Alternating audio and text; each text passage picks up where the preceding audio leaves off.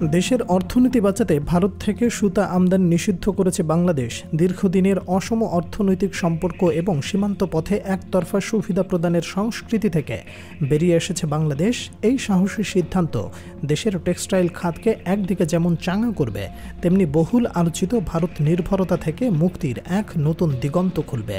বছরের পর বছর ধরে ভারতের সীমান্ত পথ দিয়ে সুতা আসছিল নানা ধরনের অনিয়ম আর মিথ্যা ঘোষণার মাধ্যমে।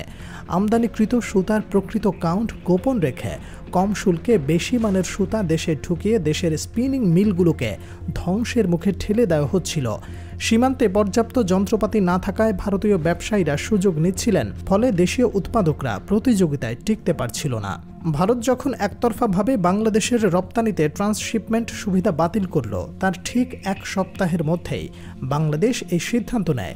অনেকেই বলছেন এটি কেবল অর্থনৈতিক সিদ্ধান্ত নয়, এটি এক ধরনের কূটনৈতিক বার্তা, একটি স্বাধীন রাষ্ট্রের আত্মসম্মানী অবস্থান।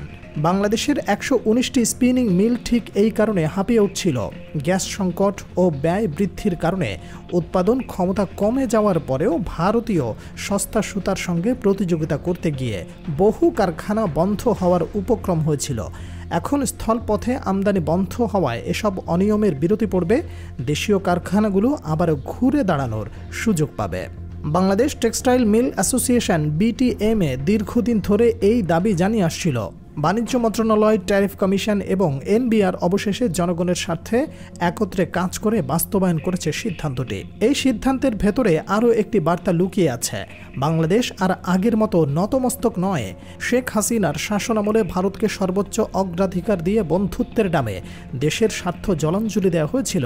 ট্রানজিট, পানি সমস্যা, সীমান্ত হত্যা কিংবা অর্থনৈতিক ভারসাম্য, সবখানেই ভারত ছিল সুবিধাভোগী পক্ষ। এখন সেই বন্ধুত্বের নিপুণ ফাঁদ ছিন্ন করে বাংলাদেশ এগোচ্ছে নিজের স্বার্থে সাহসী সিদ্ধান্ত নেয়ার পথে। ভারত থেকে সুতার আমদানি পুরোপুরি বন্ধ হয়নি, বরং এখন তা হবে সমুদ্রপথে, যেখানে শুল্ক নিয়ন্ত্রণ আরও শক্তিশালী, অনিয়ম ঠেকানো সহজ। এতে শুল্ক ফাঁকি যেমন রোধ হবে, তেমনি পরিবহন খরচ কমবে প্রায় 10%। সময়ের পার্থক্য খুব বেশি নয়। 2024 সালে প্রায় 12 লাখ টন সুতা আমদানি হয়েছে, যার বড় অংশই এসেছিল ভারত থেকে। এই সিদ্ধান্তের ফলে ভবিষ্যতে সেই চিত্র বদলাবে। দেশীয় শিল্প রক্ষা পাবে, কর্মসংস্থান বাড়বে এবং অর্থনীতি আরও স্বনির্ভর হবে। বাংলাদেশ আজ দেখিয়ে দিয়েছে তাদের কণ্ঠ আর নীরব নয়।